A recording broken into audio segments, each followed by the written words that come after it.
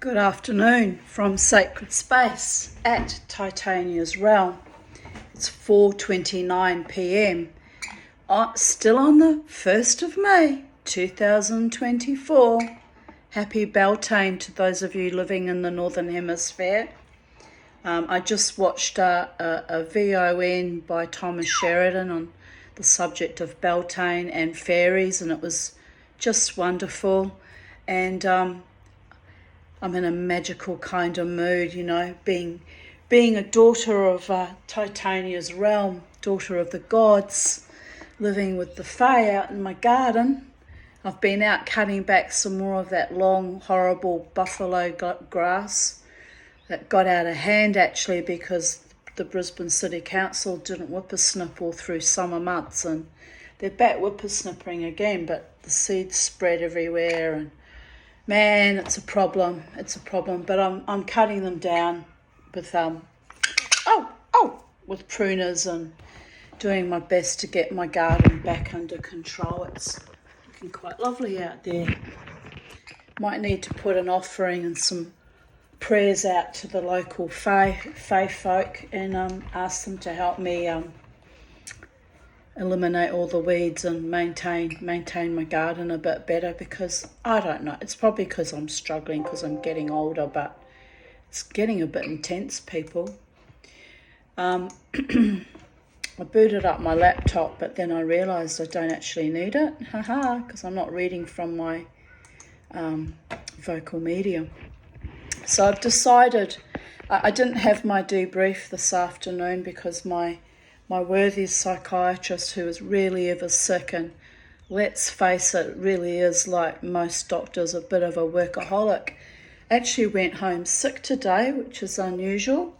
So I got deeply frightened and worried about that, because it's not like him to be ill, but like all doctors and professional people that work too hard, he's a human after all, and eventually we all come down with something.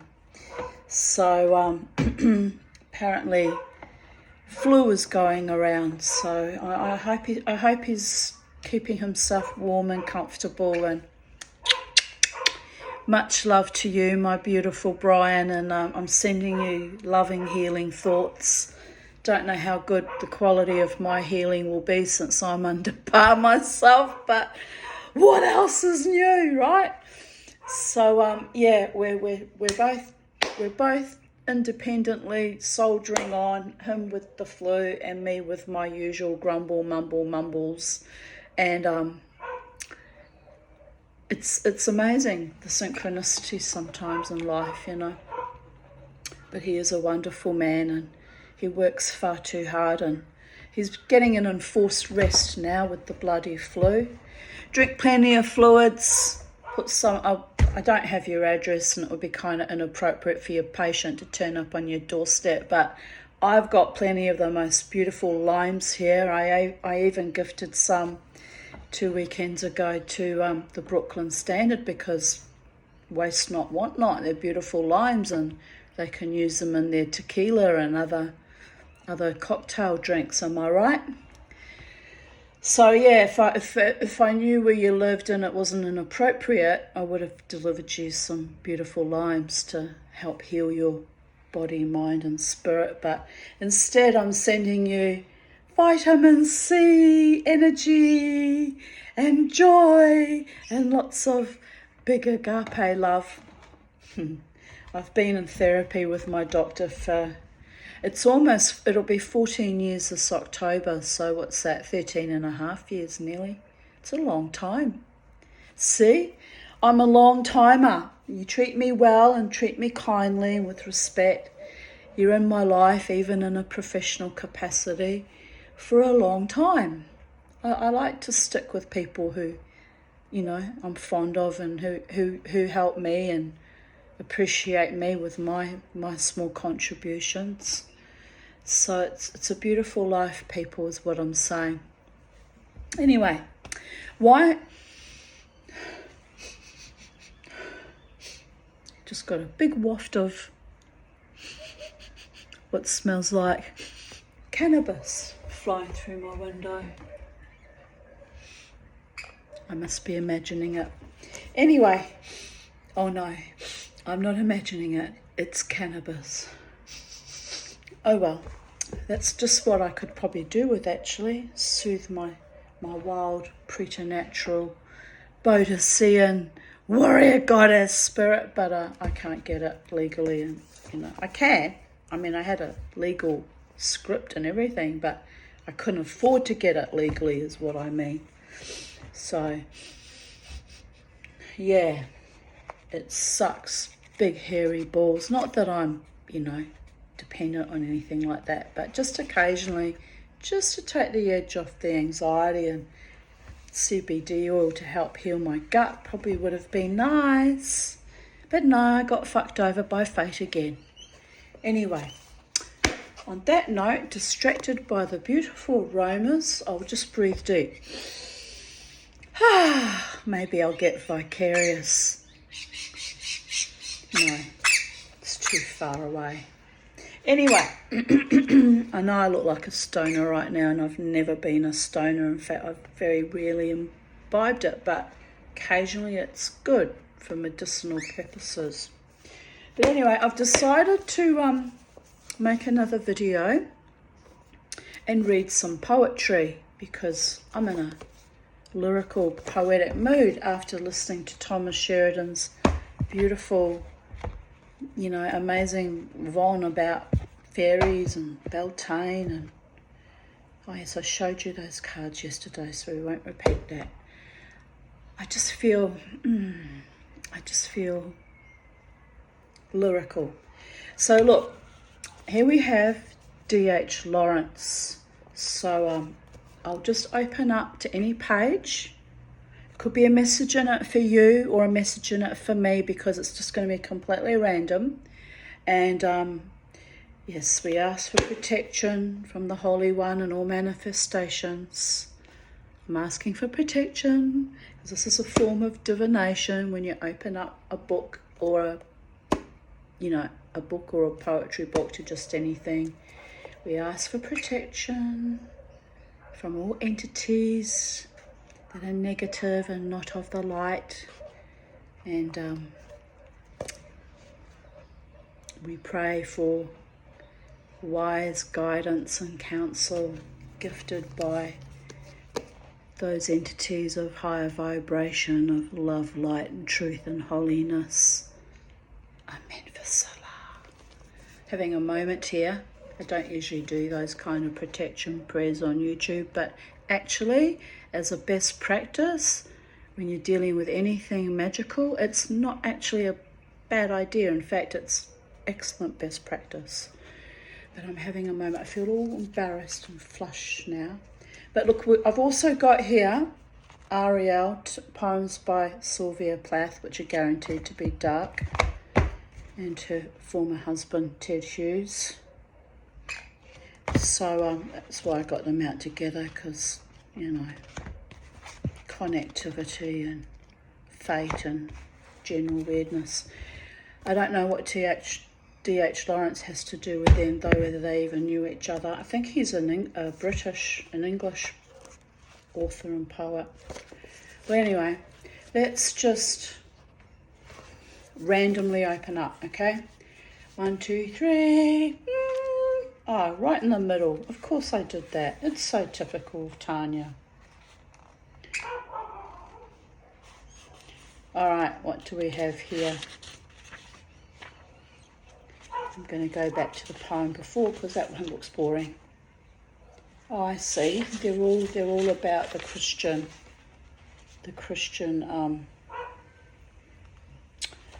apostles.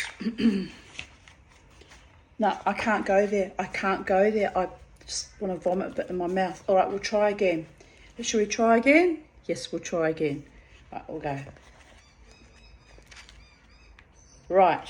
All right, we'll go with this one.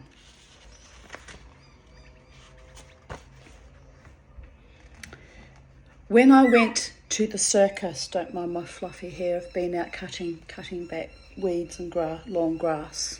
So I'm a bit, what's the word? Not urban, the opposite. someone from the country, rural looking now. Anyway, I can't even think. I'm losing my language, people. I'm so thick and tired. It's probably why it's good for me to read poetry, stir up the synapses a bit more. All right, here we go again. I'll start again. When I went to the circus that had pitched on the waste lot, it was full of uneasy people, frightened of the bare earth and the temporary canvas, and the smell of horses and other beasts, instead of merely the smell of man, which can be quite, hefty on the nose at times. Live wire bar in the middle of summer, people that don't wear deodorant. Putrid. Anyway. Monkeys rode, rather grey and wizened, on curly, plump, piebald ponies, and the children uttered a little cry, and dogs jumped through hoops and turned somersaults, and then the geese scuttled in a little flock, and round the ring they went to the sound of the whip, then doubled and back with a funny up-flutter of wings, and the children suddenly shouted out. Then came the hush again, like a hush of fear. The tight-rope lady, pink and blonde and nude-looking, with a few gold spangles, footed cautiously out on the rope, turning prettily, spun round and bowed, and lifted her foot in her hand, smiled, swung her parasol to another balance, tripped round, poised, and slowly sank her handsome thighs down, ooh, ooh, till she slapped her splendid body on the rope. That's what it actually says, people. When she rose, tilting her parasol, and smiled at the cautious people, they cheered, but nervously. The trapeze man, slim and beautiful, and like a fish in the air, swung great curves through the upper space and came down like a star. And the people applauded with hollow, frightened applause.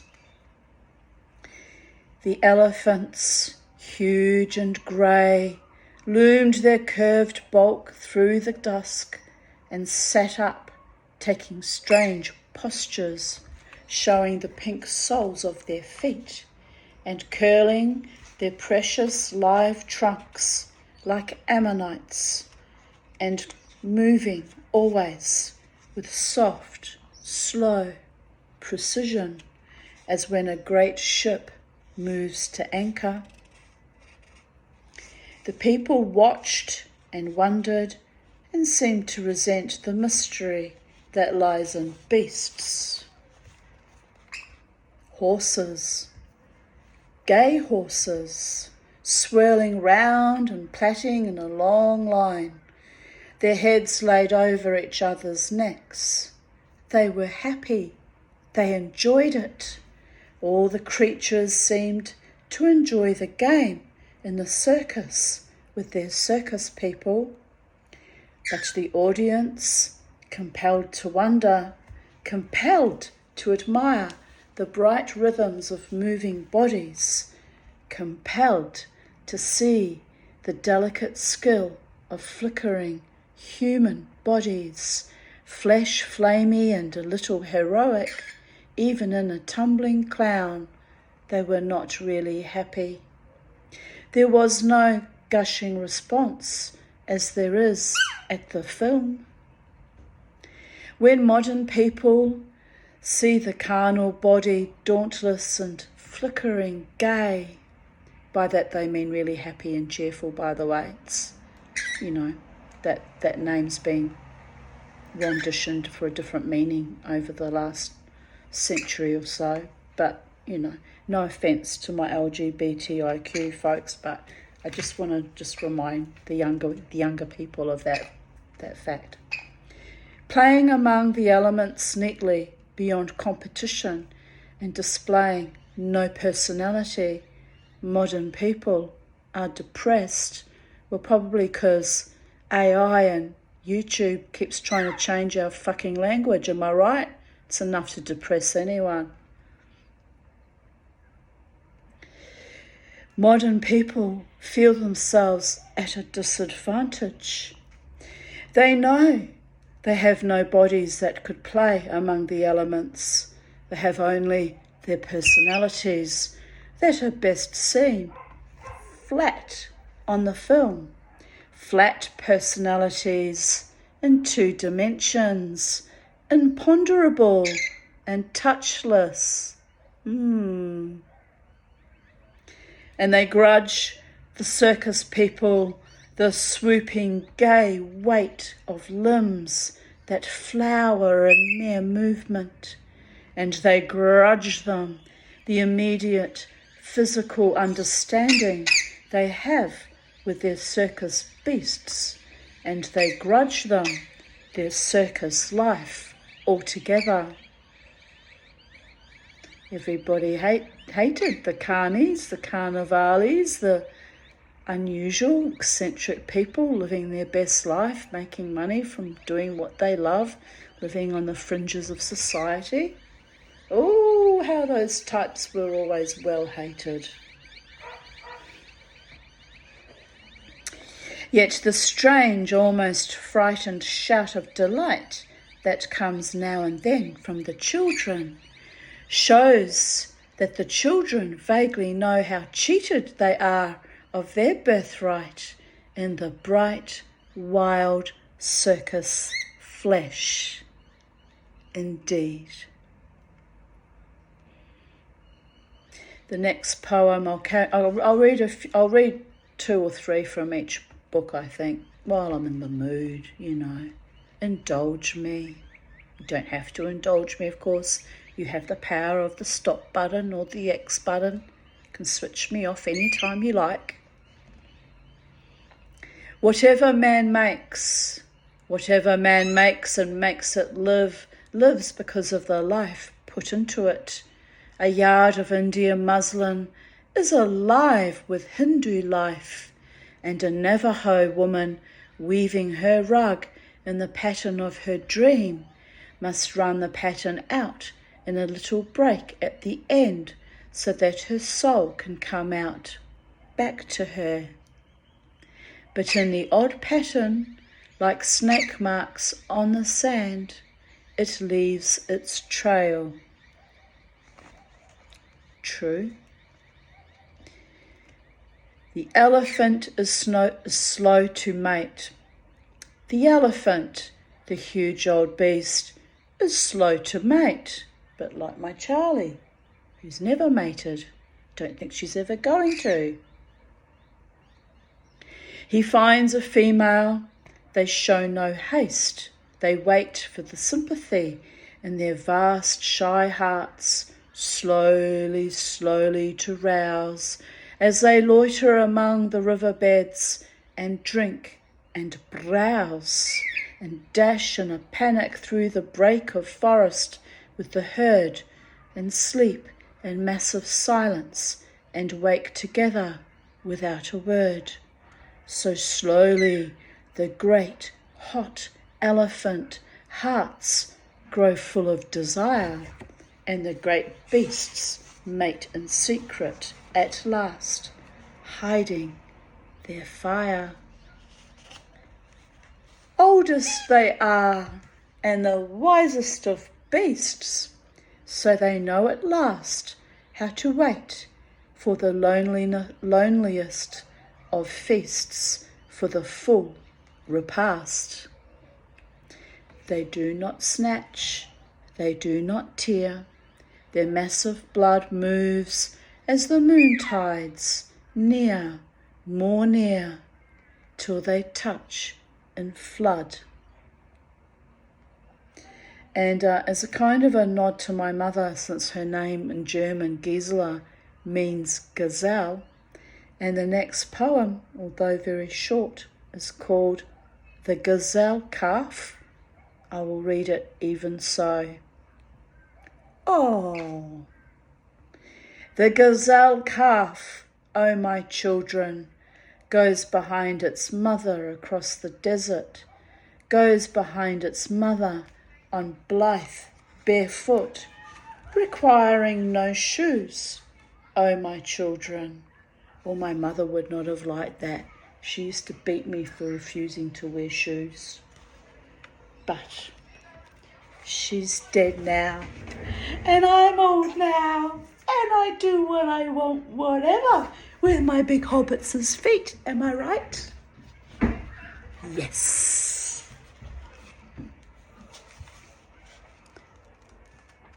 All right, we'll carry on with a few more because I'm in the mood. I'm in the mood for D.H. Lawrence. The mosquito knows full well, small as he is, he's a beast of prey. But after all, he only takes his belly full. He doesn't put my blood in the bank. Interesting concept, but true. Fidelity. You have to laugh. Fidelity and love are two different things, like a flower and a gem. And love, like a flower, will fade, will change into something else, or it would not be flowery. Oh, flowers, they fade because they are moving swiftly. A little torrent of life leaps up to the summit of the stem, gleams, turns over round the bend of the parabola of curved flight, sinks and is gone like a comet curving into the invisible.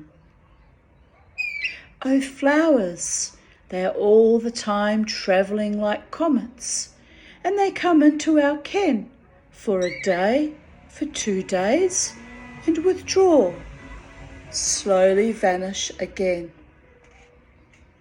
And we must take them on the wing and let them go. Embalmed flowers are not flowers. Immortelles are not flowers. Flowers are just a motion, a swift motion, a coloured gesture. That is their loveliness, and that is love. But a gem is different.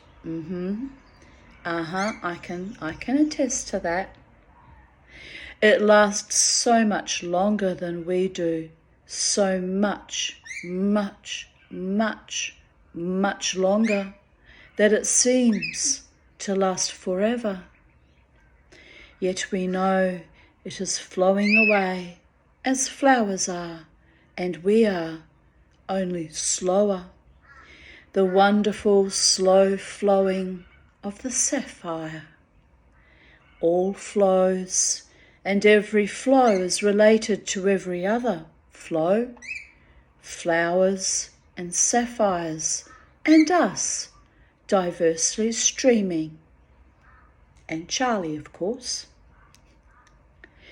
In the old days, when sapphires were breathed upon and brought forth during the wild orgasms of chaos, time was much slower when the rocks came forth.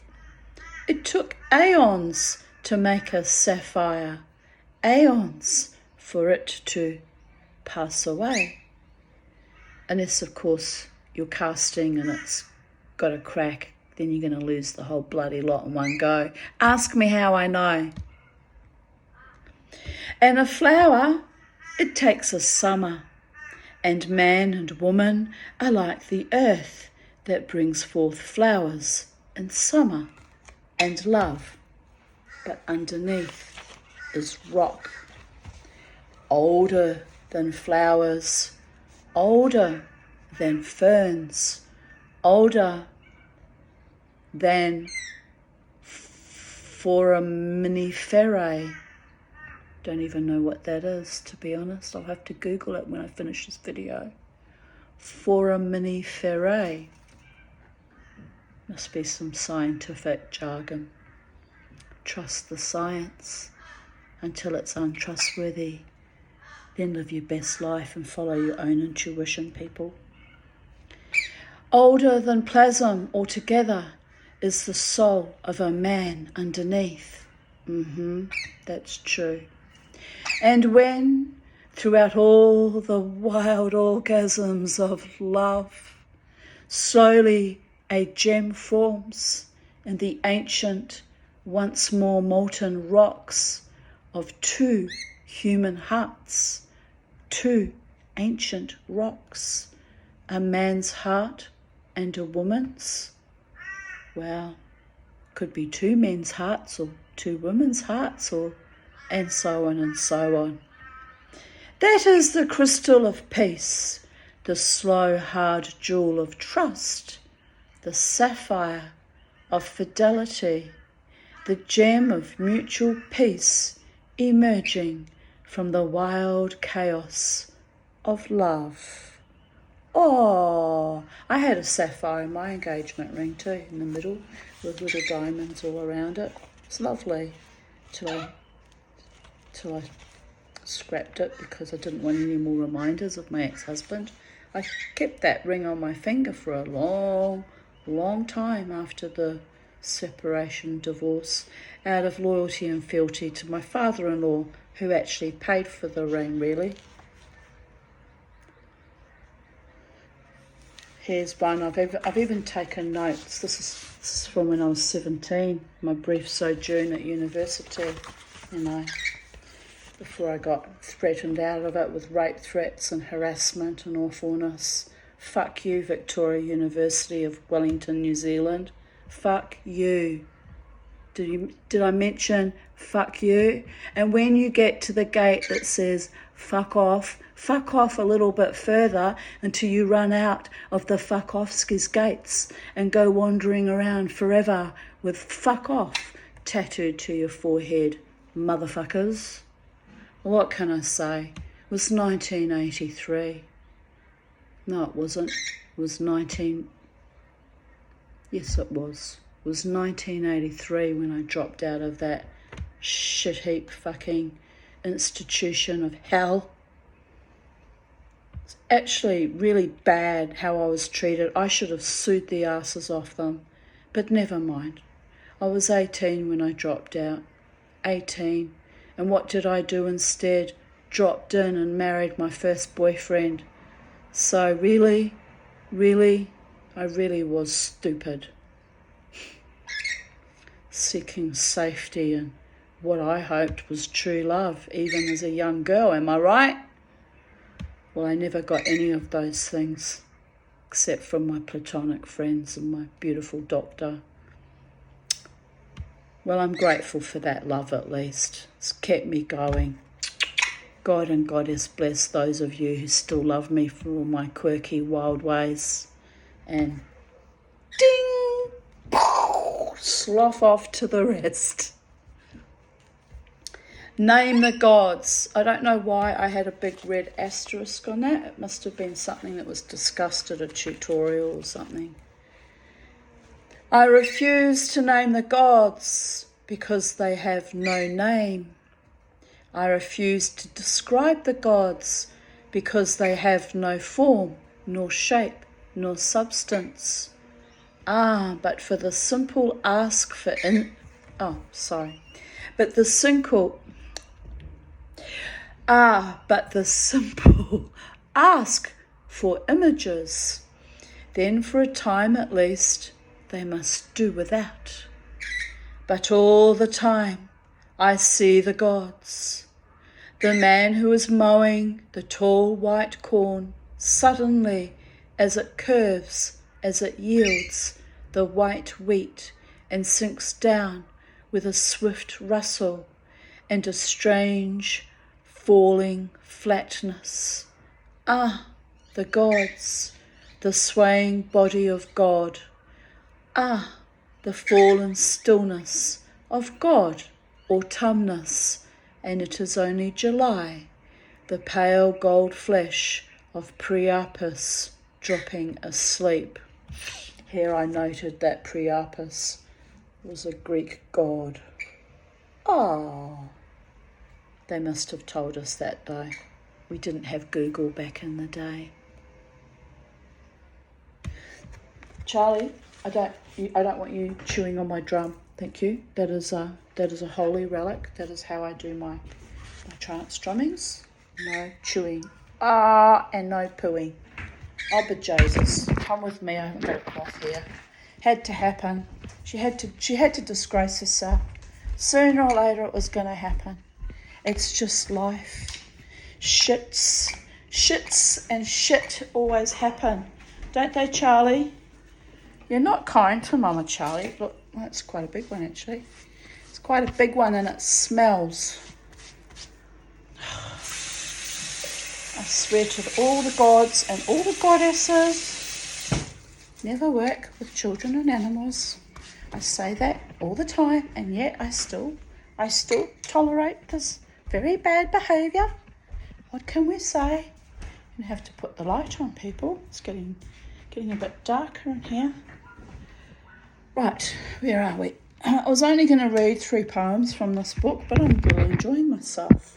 Some wonderful person called Life is Beautiful messaged me on my Gimple the Fool reading and said how he found it. I think he was saying that he found it delightful that I enjoy my own reading even though nobody listens or hears it. And I thought, isn't that why you should do some things? If for no other reason, that at least you yourself enjoy it. And if other people enjoy it too, winner, win, win, win, win. Happiness is a shared experience, people. Share the joy. The next poem is called There Are No Gods, which is in contradiction to his poem before, but D.H. Lawrence, am I right? There are no gods, and you can please yourself. Have a game of tennis, go out in the car, do some shopping, sit and talk with a cigarette, browning your fingers. There are no gods, and you can please yourself. Go and please yourself. But leave me alone to myself. And then in the room, whose is the presence that makes the air so still and lovely to me? Who is it that softly touches the sides of my breast and touches me over the heart so that my heart beats, soothed, and at peace? Who is it smooths the bed sheets like the cool, smooth ocean where the fishes rest on edge in their own dream? Who is it that clasps and kneads my naked feet till they unfold, till all is well, till all is utterly well? The lotus lilies of the feet. And here I made a note. Possible allusion to the Odyssey. The Odyssey, which is a epic poem by Homer, a Homeric tome. I tell you, it is no woman, it is no man, for I am alone, and I fall asleep with the gods that are not, or that are, according to the soul's desire, like a pool into which we plunge or do not plunge. And I'll stop there with D.H. Lawrence, but I rather enjoyed that. I enjoy the sound of my own voice. It's because I live alone, people. I've only got so many words, so I've got to get it out. There's nobody to talk to me at the moment. But I did have a lovely chat with my friend Belinda, and I had another chat with another soul friend who has always had my back, and quick chats, just this is all internet chat, so there's no voice and there's no emotion and there's no visuality unless we go on video, but anyway, I did have some interactions with actual human beings today. So, but I only have so many words and I need to express. So here we have Ted Hughes, selected poems 1957 to 1967. We'll just randomly open up to whatever page. Aha!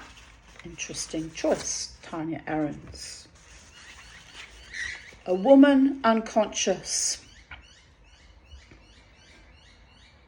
Not much has changed there either.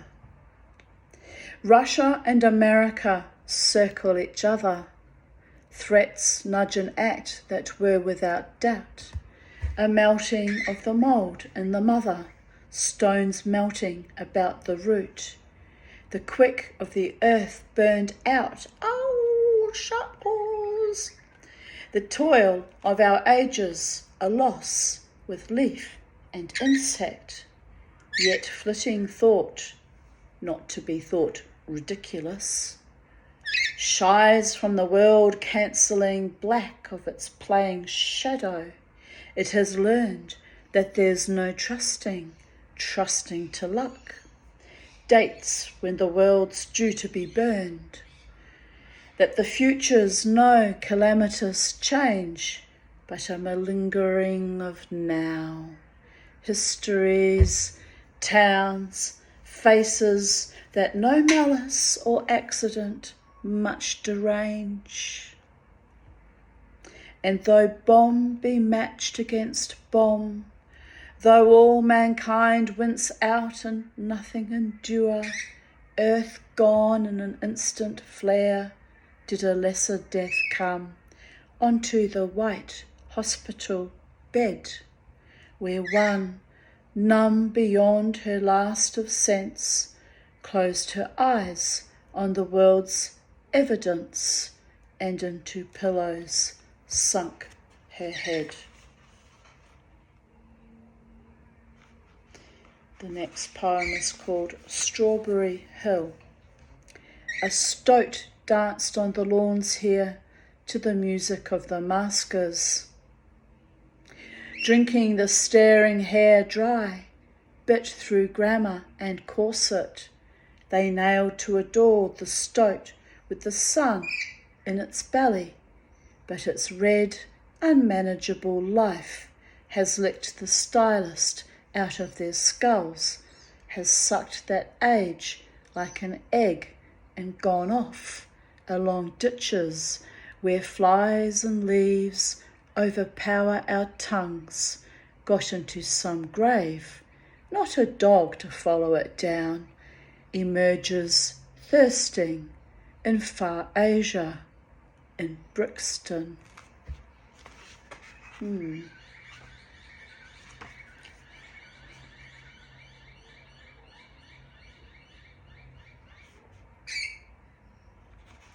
November, the month of the drowned dog.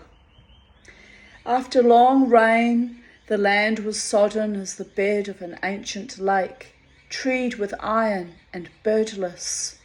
In the sunk lane, the ditch, a seep silent all summer, made brown foam with a big voice, that and my boots on the lane's scrubbed stones, in the gullied leaves, against the hills hanging silence, mist silvering the droplets on the bare thorns, slower than the change of daylight. In a let of the ditch, a tramp was bundled asleep. A tramp is kind of a homeless person, by the way. Face tucked down into beard, drawn in under his hair like a hedgehog's. I took him for dead, but his stillness separated from the death of the rotting grass and the ground. A wind chilled, and a fresh comfort tightened through him, each hand stuffed deeper into the other sleeve. His ankles, bound with sacking and hairy hand, rubbed each other, resettling, The wind hardened, a puff shook a glittering from the thorns, and again the rains, dragging grey columns, smudged the farms. In a moment the fields were jumping and smoking, the thorns quivered, riddled with the glassy verticals. I stayed on under the welding cold, watching the tramp's face glisten and the drops on his coat flash and darken. I thought, what strong trust slept in him as the trickling furrows slept and the thorn roots in their grip on darkness and the buried stones taking the weight of winter. The hill where the hare crouched with clenched teeth. Rain plastered the land till it was shining like hammered lead, and I ran, and in the rushing wood, shuttered by a black oak, leaned. The keeper's gibbet had owls and hawks by the neck, weasels, a gang of cats, crows, some stiff, weightless, twirled like dry bark bits in the drilling rain. Some still had their shape, had their pride with it, hung, chins on chests, patient to outwait these worst days that bet their crowns bare and dripped from their feet. Well, there you go. There you go. And there we go. Right, that was quite depressing, but also kind of soul nourishing at the same time. And here we have Sylvia Plath, who is one of my favourite poets because I kind of identified with her for a long period of time. Let's see if we can find it. Shall we find it? The poem I most identified with. Can you guess which poem that might be? Haha, here it is. Daddy. You do not do any more, black shoe, in which I have lived like a foot for 30 years, poor and white, barely daring to breathe or achoo. Daddy, I have had to kill you. You died before I had time. Marble heavy, a bag full of God, ghastly statue with one great toe, big as a Frisco seal, and a head on the freakish Atlantic where it pours bean green over blue in the waters of beautiful Norset. I used to pray to recover you, ach du. In the German tongue, in the Polish town, scraped flat by the roller of wars, wars, wars. But the name of the town is common. My Polack friend says there are a dozen or two, so I never could tell where you put your foot, your root. I never could talk to you. The tongue stuck in my jaw. It stuck in a barbed wire snare. Ich. I could barely speak. I thought every German was you, and the language obscene. An engine chuffing me off like a Jew to Dachau, Auschwitz, Belsen. I began to talk like a Jew. I think I may well be a Jew. The snows of the Tyrol the clear beer of Vienna, are not very pure or true. With my gypsy ancestress and my weird luck and my tarot pack and my tarot pack, I may be a bit of a Jew.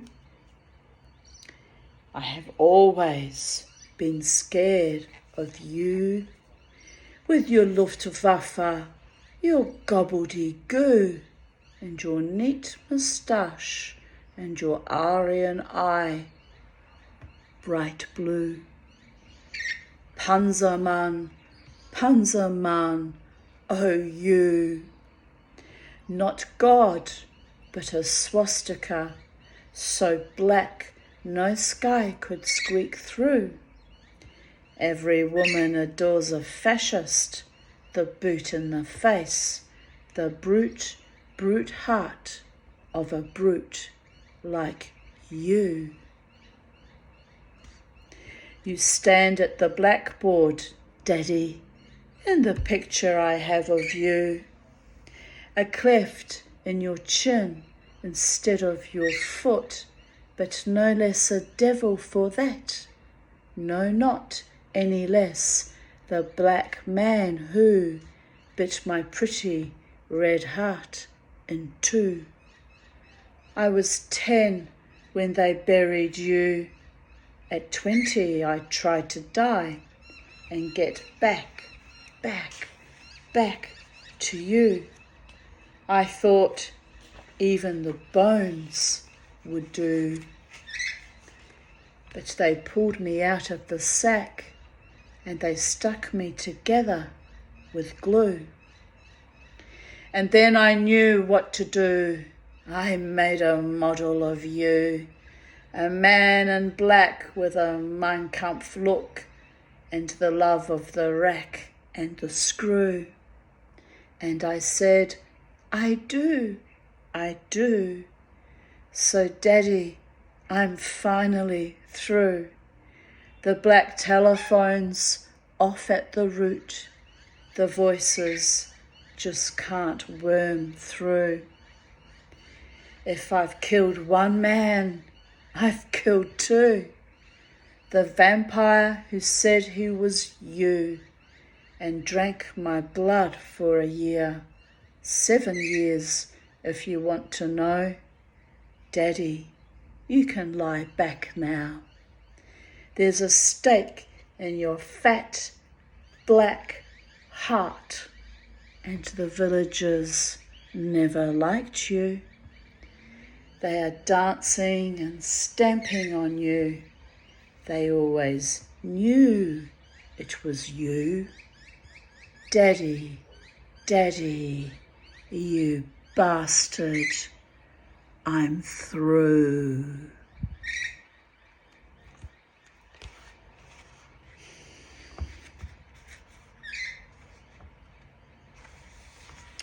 You're, as in you are, you're.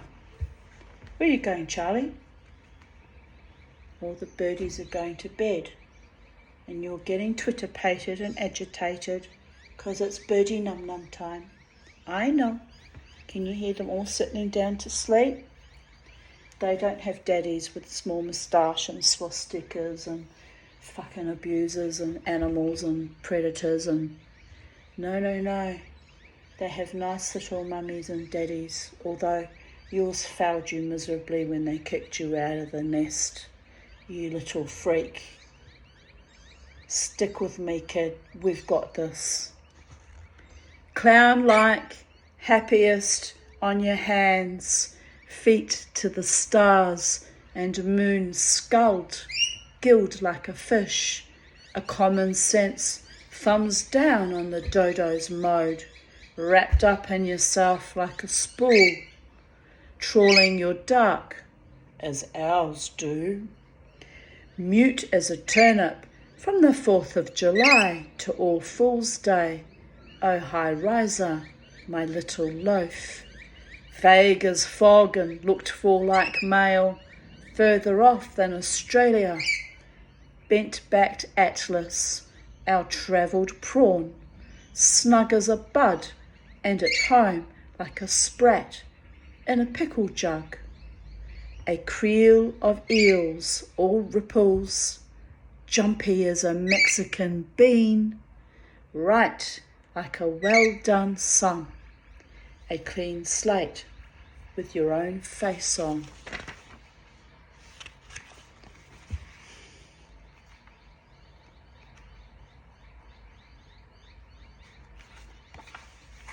Stings. Barehanded I hand the combs, the man in white smiles.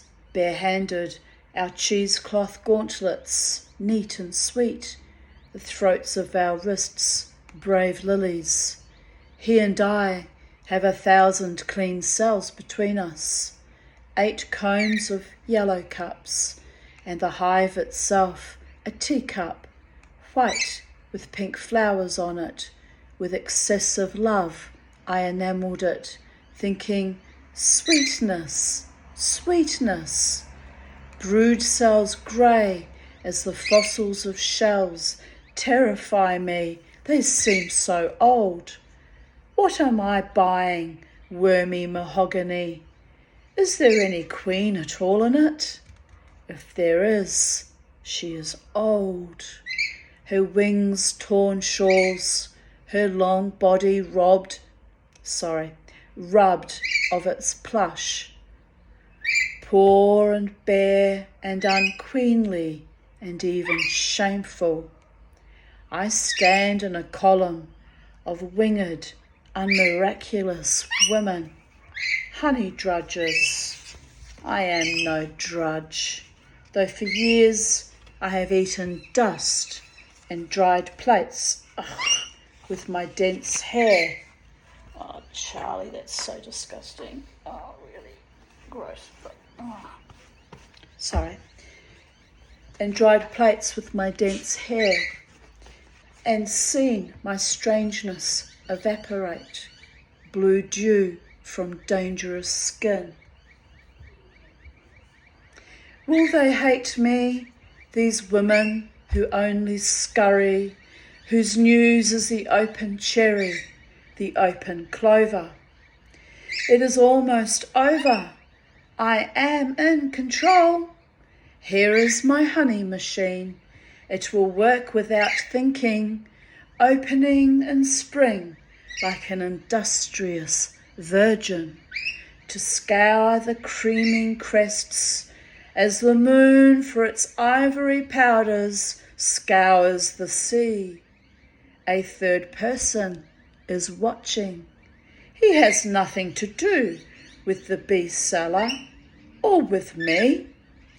Now he is gone in 8 great bounds, a great scapegoat. Here is his slipper, here is another, and here the square of white linen he wore instead of a hat. He was sweet, the sweat of his efforts, a rain tugging the world to fruit. The bees found him out, moulding onto his lips like lies, complicating his features. They thought death was worth it, but I have a self to recover, a queen. Is she dead? Is she sleeping? Where has she been with her lion red body, her wings of glass? Now she is flying, more terrible than she ever was. Red scar in the sky, red comet over the engine that killed her, the mausoleum, the wax house.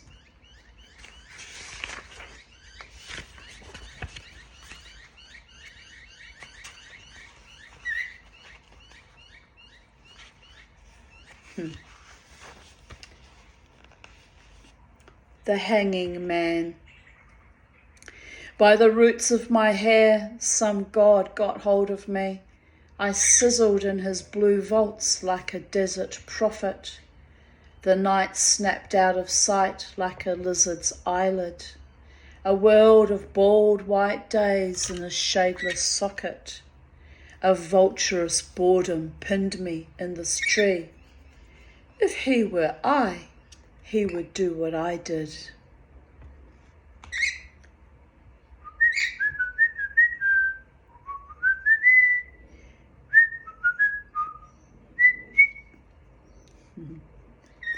Yes, I know. I love you too.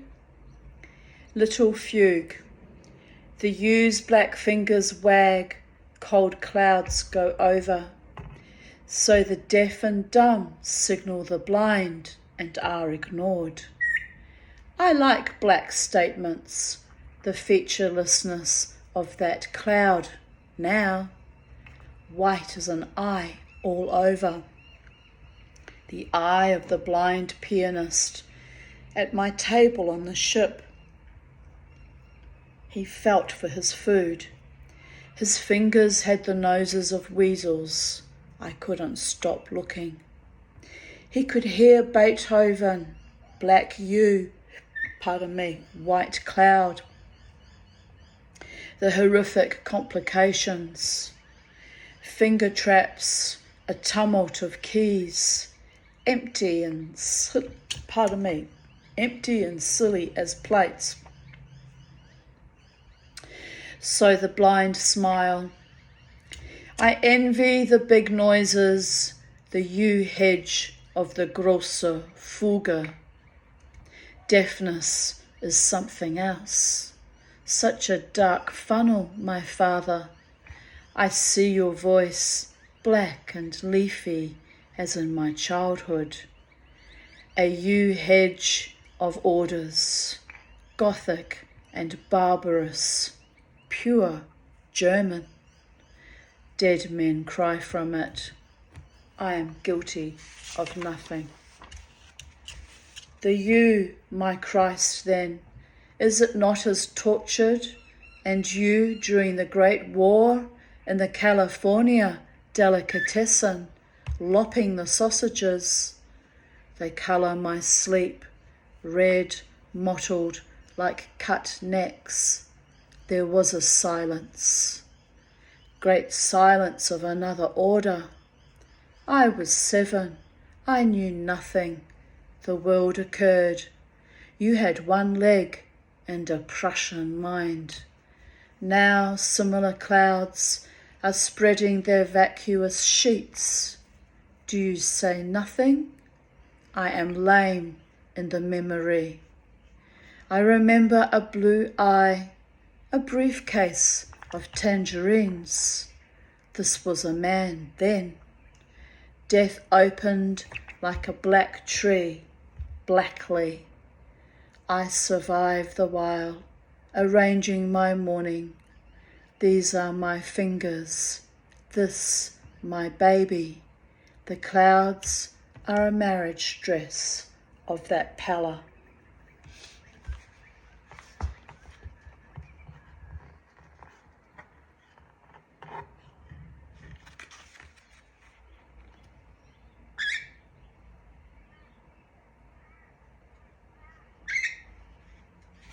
Paralytic. It happens. Will it go on? My mind a rock, no fingers to grip, no tongue.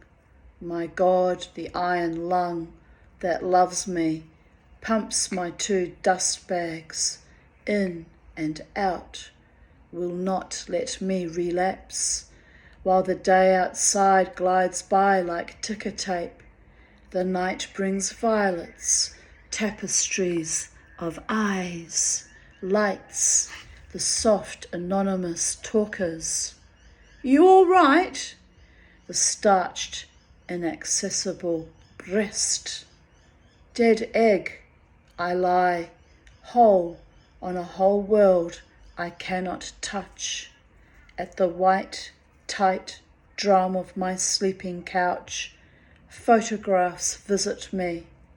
My wife, dead and flat in 1920 furs, mouth full of pearls. Two girls as flat as she, who whisper, "We're your daughters."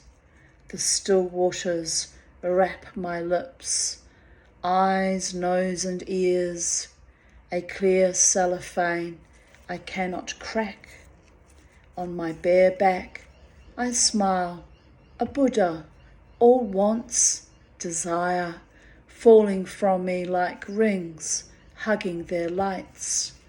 The claw of the magnolia, drunk on its own sense, asks nothing of life.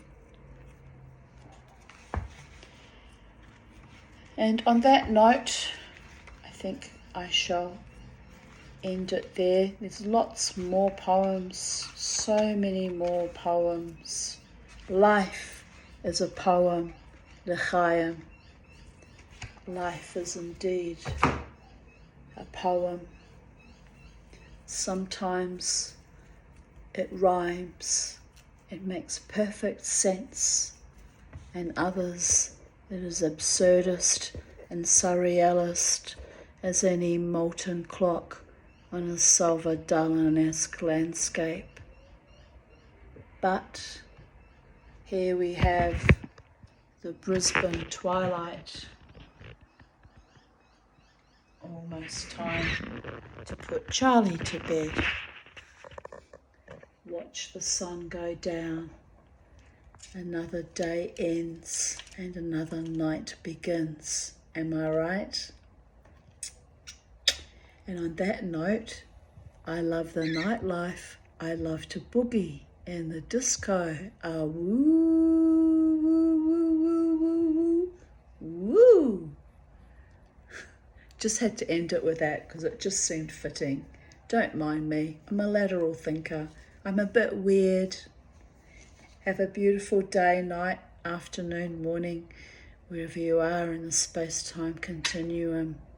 And hope you enjoyed that as much as I did. Goddess and God's bless from Titania's realm at Sacred Space. Bye for now.